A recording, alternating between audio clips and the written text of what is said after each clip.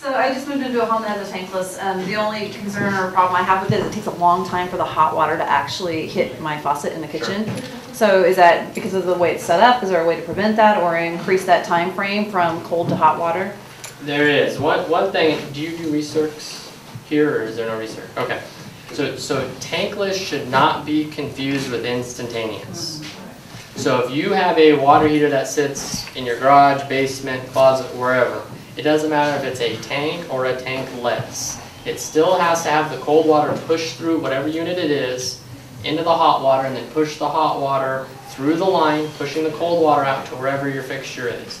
The only way to get around that is to do a circulator.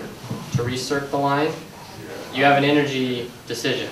If you recirc the line, you're spending fuel energy to keep water warm whenever that runs. And the pump too. And the pump as well. If you use water, you're wasting the water until your hot water gets there.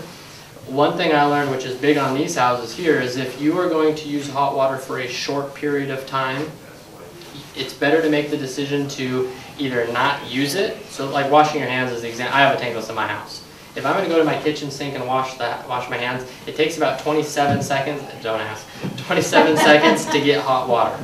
Okay?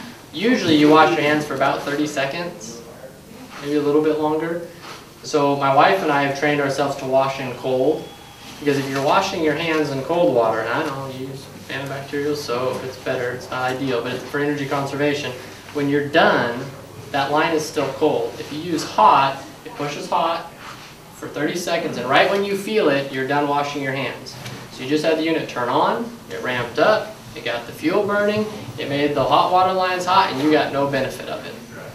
So just a little energy savings tip. It works the same way with tanks, but the tanks usually have enough capacity where that couple gallon, it's a couple gallons per minute, if that on your fixture, isn't enough to down the temperature enough to turn it back on, where tankless are on all the time. As soon as you turn a demand, they're on demand, they come on. But they're not instantaneous. So that's something that people get oftentimes, like, hey, I have a tankless and now I don't have instant hot water. It's like, well, you didn't put an instant hot water heater in, put a tankless. The time frame that they fire up is milliseconds.